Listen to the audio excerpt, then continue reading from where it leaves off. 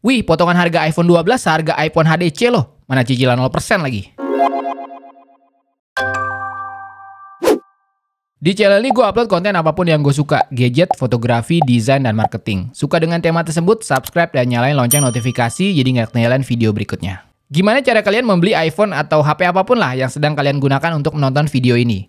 Pertama, apakah kalian mempunyai budget berlebih, misalnya 2 kali atau 3 kali harga dari smartphone tersebut, sehingga kalian bisa membelinya dengan mudah? Selamat, kalian telah membeli barang konsumtif dengan cara yang terbaik. Walaupun gue yakin nggak sampai 1% sih yang membeli dengan cara ini, bener nggak? Kedua, apakah kalian membeli smartphone yang kalian pegang sekarang dari hasil mendapatkan dana di luar dari penghasilan kalian? Misalnya, THR, bonus, insentif, tukar tambah jual HP lama, dan lain-lain. Oke, ini hitungannya masih oke lah ya. Ketiga, apakah kalian membeli smartphone tersebut melalui hasil jerih payah menabung selama berbulan-bulan atau bertahun-tahun? Well, ini juga gue ucapkan selamat karena tidak mudah untuk melakukan ini dan kalian berhasil menahan diri untuk mendapatkan sesuatu secara instan. Good. Keempat, nah ini dia nih. Apakah kalian membeli smartphone kalian dengan skema pembayaran melalui kredit? Apakah melalui kredit card, cicilan tanpa kartu kredit, cicilan 0% dan lain-lain? Kalau iya, mari kita diskusi bareng melalui video ini tentang apa itu kredit, apakah kredit selalu buruk, dan kapan sebaiknya menghindari kredit. Jadi stay tune terus. Buat yang baru klik video ini dan datang ke channel gue ucapkan welcome, selamat datang. Di channel ini gue membahas konten gadget dan teknologi yang gak melulu soal unboxing, impresi pertama atau review, tapi gue tarik lagi ke berbagai macam aspek seperti desain, marketing, psikologi, bahkan filosofi. Mudah-mudahan bisa menjadi penyegaran di antara konten-konten teknologi yang udah ada dan keren-keren. Seperti di video kali ini, kita akan menyinggung sedikit soal ekonomi dan bagaimana kredit bekerja. So, mari kita mulai kuliah online kali ini. Tapi tentu aja ini adalah topik dan tema yang sensitif, jadi sebaiknya gue kasih disclaimer dulu di depan. Disclaimernya adalah, gue tidak akan membahas ini dari sisi religius atau agama, karena ini bukan channel rohani. Jadi buat kalian yang merasa bahwa kredit adalah riba dan sebagainya, gue hargai pendapat kalian, tapi mungkin video ini bukan untuk kalian, dan sebaiknya kalian tutup video ini sekarang juga, dan tonton video gue yang lain aja. Tapi buat kalian yang masih ingin dengerin sharing gue kali ini, yuk kita lanjut. Apa yang ada di benak kalian pada saat mendengar kata kredit? Tentu aja bakalan ada yang menjawab memudahkan, tapi gue yakin juga nggak sedikit yang bakal jawab jahat, menyusahkan, jebakan Batman, ngeri, dan lain-lain. Tapi kredit itu sebuah sistem dan mekanisme yang nggak bisa dipisahkan dari ekonomi modern kayak sekarang. Dan sebuah mekanisme bergantung dari cara mereka yang menggunakannya. Nggak ada yang namanya kredit baik atau kredit buruk. Yang ada adalah kredit baik jika dan kredit buruk jika. Dan ini yang akan kita obrolin nanti. Sekarang kita sama-sama lihat dulu peran kredit di ekonomi modern. Kita bahas secara basic dan sederhana aja deh. Nggak bisa dipungkiri kredit berperan besar pada pertumbuhan ekonomi. Gimana caranya? Well, dengan kredit, spending power kita bisa menjadi lebih besar untuk membeli aset produktif yang berujung pada growth. Kredit adalah the transfer of spending power dari satu pihak ke pihak lain, dalam hal ini yang meminjamkan kepada peminjam. Contoh deh, gue punya sawah 1 hektar. Dengan sumber daya yang ada, ya mungkin gue hanya punya keuntungan segitu-gitu aja. Tapi pada saat gue ambil kredit, gue bisa punya spending power lebih gede buat beli mesin bajak, memperkerjakan banyak orang, atau beli 1 hektar sawah lagi. Dan ini berujung pada keuntungan yang lebih besar dan growth yang lebih cepat. Tapi ini skenario ideal ya, resiko pasti ada. Misalnya, bisnis nggak berkembang, gagal bayar, dan lain-lain. Dan ini jadi bagian siklus ekonomi modern kayak sekarang. Ada kalanya ekonomi bagus, ada kalanya juga menurun hingga resesi bahkan krisis. Untuk lebih mengerti secara komprehensif tentang ini, gue saranin kalian nonton video How the Economic Machine Works oleh Ray Dalio. Itu video panjang yang bagus banget kalau kalian tertarik dengan ekonomi.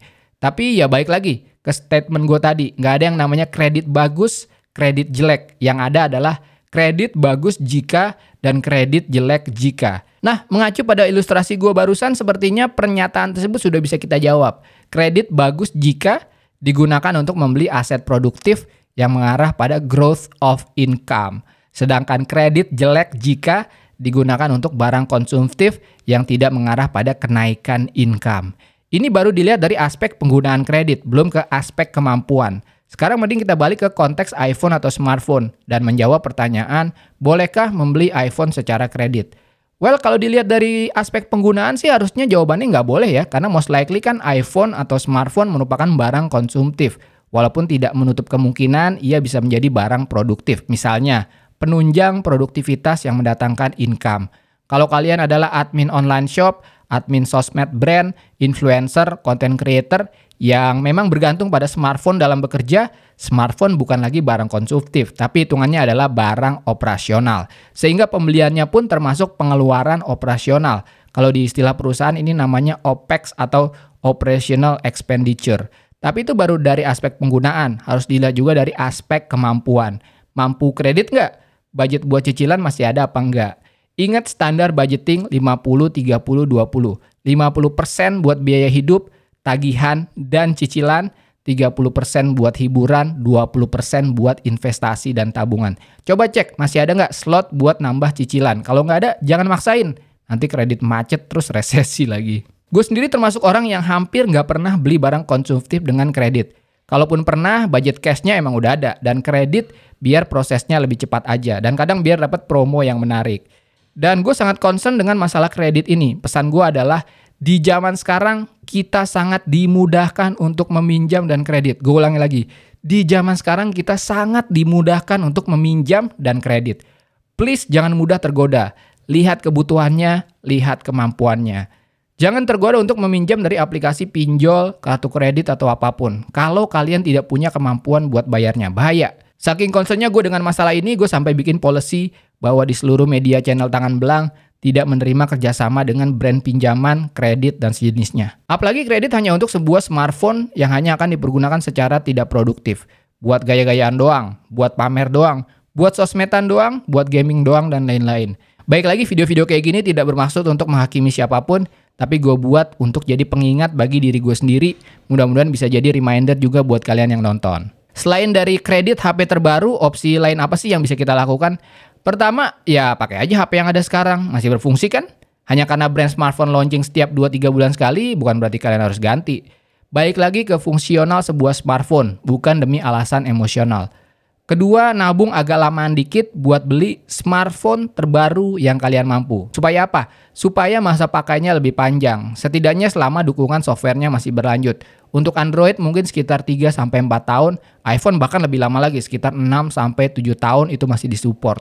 Ketiga, beli smartphone keluaran 1-2 tahun lalu. Selain dari harganya yang udah pasti drop, secara kualitas pun nggak akan terlalu beda jauh dengan smartphone terbaru. Menurut gue sekarang akselerasi teknologi sedang melambat, sehingga kalian pakai smartphone 1-2 tahun lalu pun kalian nggak akan ketinggalan amat kok. Apalagi iPhone. Kalau pakai iPhone 7 atau 8 pun, itu gue yakin masih oke-oke aja. Plus masih dapat software update pula, so no worries. Keempat, beli HP second. Ini juga bisa jadi solusi, apalagi kalau HP secondnya memang dari seseorang yang kalian kenal dan tahu riwayat pemakaiannya. Dan kalian percaya bahwa kondisinya baik-baik aja. Baik lagi, banyak banget opsi selain dari beli HP terbaru dan memaksakan diri dengan cara mengambil kredit. Yuk jadi smart buyer, selain melek teknologi juga melek finansial. Beli sesuai kebutuhan, bukan keinginan. Nah, kira-kira segitu aja video kali ini. Gimana? Kalian suka nggak dengan tipe-tipe video seperti ini? Dimana gue nggak cuma membahas teknologi secara general, tapi gue coba kemas jadi sesuatu konten yang mudah-mudahan bisa menjadi reminder buat kita semua. Pertanyaan buat kalian, gimana kalian membiayai smartphone yang sekarang kalian gunakan untuk menonton video ini? Apakah cash? Apakah kredit? Dan apa kegunaan dari smartphone tersebut? Apakah untuk produktif?